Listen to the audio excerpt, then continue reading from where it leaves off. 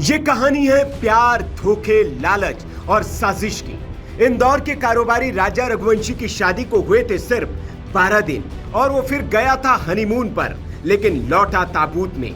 मेघालय के खतरनाक पहाड़ों से राजा की लाश मिली, लेकिन उसकी लाश उसके घर पहुंचती उससे पहले ही उसके घर पहुंच गया था उसका कातिल, जिसका नाम है राज कुशवाहा। राज सिर्फ गुनहगार नहीं, वो इस हत्या का सबसे शातिर किरदार बनकर सामने आ रहा है।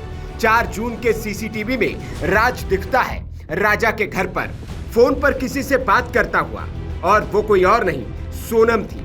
वो सोनम जिसकी शादी राजा से हुई थी और जिसने शायद उसे मौत के मुंह में भेजा था। सीसीटीवी फुटेज में साफ दिख रहा है कि राज खुद कफन लेकर राजा के घर पहुंचा। अब सवाल ये कि क्या ये कफन राजा के घर वालों ने उससे मंगवाया था या सोनम ने खुद भिजवाया था, क्योंकि कफन देने के तुरंत बाद राजा ने किसी को फोन लगाया और कफन डिलीवरी होने की जानकारी दी। तो क्या वो इंदौर में ही छिपी हुई सोनम थी जिसे ये जानकारी राज दे रहा था? राज इस मौके पर सोनम के पिता के साथ भी दिखा था, उनको ढांढस बधाते हुए। लेकिन हकीकत ये थी कि अनजान बनने की कोशिश करने वाला राज सब जानता था। वो ये भी जानता था कि सोनम उसी शहर में एक फ्लैट में छिपी है, लेकिन वो इतने शानदार तरीके से अभिनय कर रहा था कि किसी को शक तक नहीं हुआ। हालांकि कहानी में एक और ट्विस्ट है, क्योंकि ज्योतिषाचार्य अजय दुबे के मुताबिक इस हत्याकांड में एक किरदार और सामने आएगा और वो लड़की है। तो सवाल ये कि क्या वो सोनम की सहेली है जिस पर राजा के परिवार वालों ने शक जताया है? क्या सोनम समलैंगिक है और राज को मोहरा बनाकर उस लड़की के लिए राजा का कत्ल किया गया है? अब पुलिस के पास है सोनम, राज, विक्की, आनंद और आकाश। और सवाल ये कि ये मर्डर सिर्फ प्रॉपर्टी और रिलेशनशिप का मामला है या इसके पीछे कोई और बड़ा राज है?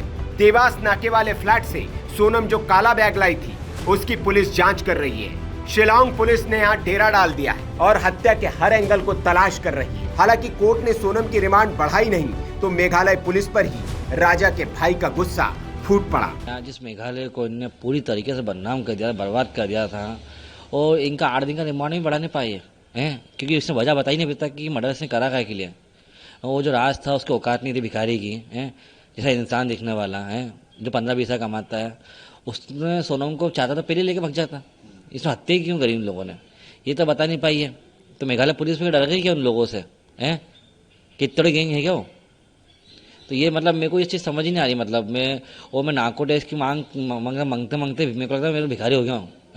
बाकी सरकार से बोला कि मेरे को नार्को टेस्ट की मांग करवा दी जाए, तो ये चीज़ तो मुझे कहीं से तक हजम ही नहीं हुई सर। जिस तरह से इन्हें आज वो जेल भेज दिया है सर। नार्को टेस्ट में नहीं होगा तो मैं हाई कोर्ट, सुप्रीम कोर्ट जहाँ लगाना पड़ा सब लगाऊंगा मैं तो, कि मेरा भाई क्या। अब इन्हें हत्या के लिए शादी की थी, क्यों करी थी, ये अभी तक समझ ही हमको क्यों नहीं आ रहा है। इन्हें मतलब चाहते पहले भग जाती हो, वो पहले उसको लेकर भग जाना चाहता तो इन्हें मारने के चक्कर में क्या उसको मार के इन लोगों को शांति मिलती क्या? इन दोनों मकसद क्या था? वो तंत्र मंत्री वाला मुझे लगता सही बात है फिर तो ये कहेंगे तंत्र मंत्र की क्रिया पूरी हो गई है। तो इस केस से जुड़ी हर अपडेट आपको सबसे पहले वीके न्यूज देगा। इस वीडियो को लाइक करें, शेयर करें और सब्सक्राइब करना ना भूलें, क्योंकि यहाँ खबर नहीं हकीकत दिखाई जाती है। Bureau report, VK news. VK news, राष्ट्र के नाम।